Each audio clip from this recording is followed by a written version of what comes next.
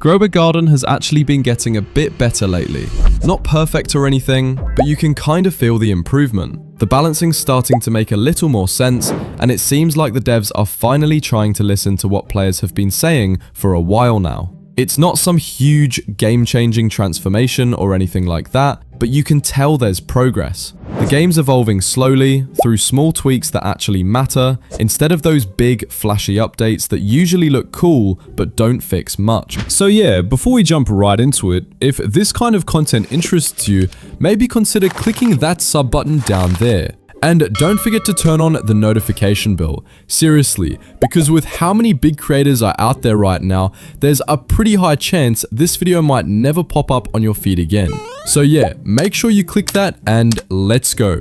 Alright, so the Mega Safari Harvest just dropped like 2 days ago, right? And I've noticed something. Pretty much every video and post I've seen about it has been negative. Everywhere I scroll, it's people complaining, saying how bad the event is, how disappointed they are, and honestly, I get it. At first, I was planning to make a video about it. I was just watching everything unfold from the sidelines, thinking maybe people would calm down after a while, but the negativity kept getting worse every single day. And look, I totally understand that not everyone's happy with how this event turned out. Some of the criticisms are fair, but personally, I think it's not as bad as people are making it out to be. So today, I want to talk about that. I want to break down every little detail, every quality of life change that the devs have slowly started working on, and just talk about the parts of the event that I think deserve a little more credit. Because sure, it's got issues, I'm not denying that, but there are also some genuinely solid ideas that make it stand out in a good way. So first up, the Garden Coin Shop. As you can see, they added 5 purchasable pet inventory capacity upgrades. Each upgrade unlocks 10 additional pet slots. Now, I know what you're thinking. That's great and all, but we need garden coins to actually buy these. And yeah, that's the tricky part. The sad thing is, you still need to wait 4 hours to rebirth again, and you only get 10 garden coins per rebirth. That's painfully slow. There's definitely room for improvement here. The system still needs balancing, but honestly, the idea of adding purchasable pet inventory expansions, that's a huge step in the right direction. I'd say I'm 50-50 about this change. It's a good addition, but it could have been better if they slightly increased the number of garden coins we earn per rebirth. That way, it wouldn't take ages to save up for those expansions. But again, credit where it's due. They're actually trying to address something players have been complaining about for months now, the lack of inventory space. And just a day after that, they even reduced the garden coin prices of those new pet inventory slot upgrades in the Ascension shop. That's actually a solid move. It shows they're paying attention. Like, even if some creators, they're just fixing a problem they created themselves, I still think it's a good point. Yeah, maybe they did mess up the balance a bit before, but at least they're trying to fix it instead of ignoring it. When I say 50-50, I mean the devs are in this constant battle of trying to balance the game's economy, and honestly, that's not an easy thing to do. The economy is already kind of broken at this point. There's just way too much shekels circulating around. Between the dupers, the glitch abusers, and the people who found exploits, the game's economy took a massive hit. So right now, they're probably just trying to figure out the best way to stabilize things and save the game's value. Next up, Cosmetics. They reworked the Cosmetic shop UI, and it actually looks much cleaner now. It's brighter, easier to navigate, it just feels more modern. I've seen a lot of people complain about the Fences tab before though. They said it was supposed to be a Fences tab, but most of what's in there were signboards. And yeah, that was kind of true, but now it's actually fences. They removed all the signboards from that section and now it's just pure fences. That's another example of them listening to feedback. It might not be instant and it might not be perfect, but they are responding, especially when it's related to the latest event. Speaking of which, let's talk about the Mega Safari Harvest event. Everyone was expecting it to be a kind of Mega Summer Harvest 2.0, right? That's what most of us thought going in. We all hyped it up thinking it was going to be this big fun event. But then, boom, expectations versus reality. The event dropped and it was nothing like what we imagined. Instead of being a fun grind, a lot of players were frustrated, especially with the whole animal care system and Safari Joe.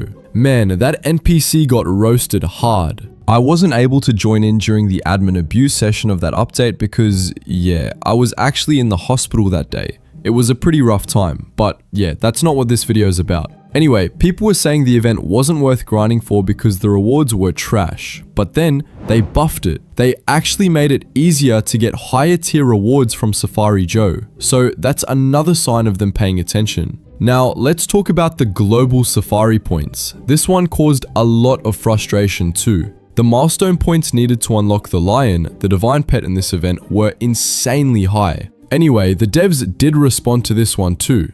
DJ Jaya actually posted, "After some of your feedback, we have decided to reduce the amount needed for the new community milestone goals." So yeah, they reduced it. I'm not sure what the exact numbers were before the buff, but hey, it's something. They listened and they adjusted. Oh wait, I actually saw a screenshot of the original milestone numbers on the starboard. The lion used to be at 290 billion milestone points before they lowered it. Now it's at 245 billion.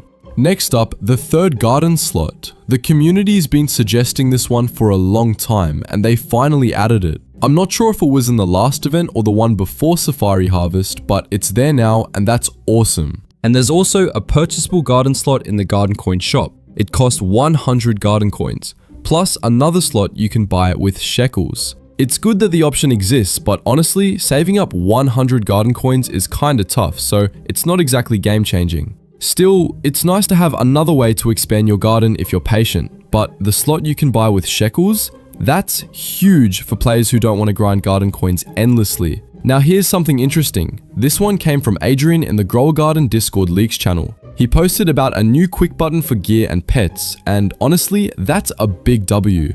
We're not sure when it's coming out, but players have been begging for this feature forever. It's such a small thing, but it makes the game flow smoother, you know? Then there's that mysterious message they posted. Stock is going to take on an entirely new meaning in the upcoming weeks. And yeah, no one knows what that means yet. Tons of speculation in the community, and that post was from October 17th. It's November 11th now, and we still haven't heard anything new about it. The only clue we really have is that recoil wrench thing. That is surely related to the quick button. Maybe it's coming soon, maybe not. Hard to tell. They love to surprise us out of nowhere. So yeah, overall, they're definitely listening to us. It's just that the process takes time. Some updates come out fast, especially if it's tied to an ongoing event, while others, like these quality of life features, take a lot longer to develop and test. But the important thing is, progress is happening. You can feel it. The devs are actively paying attention to community feedback now, and that's something we didn't really see much of before.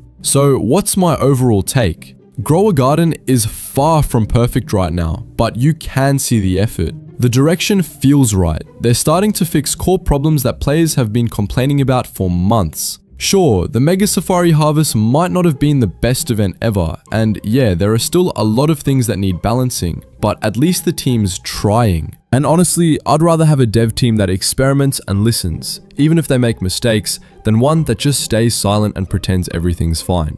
So yeah, I'll say it, Grower Garden's heading in the right direction. It's not perfect, but it's improving. Anyway, I want to know what you guys think. Have you noticed these small changes too? Or do you still think the event is a total L? Drop your thoughts in the comments below. I genuinely want to hear from you. And that's it for today's video. If you made it this far, thanks for sticking around. It really helps the channel out more than you think. Don't forget to hit that like button, subscribe if you haven't yet, and I'll see you guys in the next one. Peace out.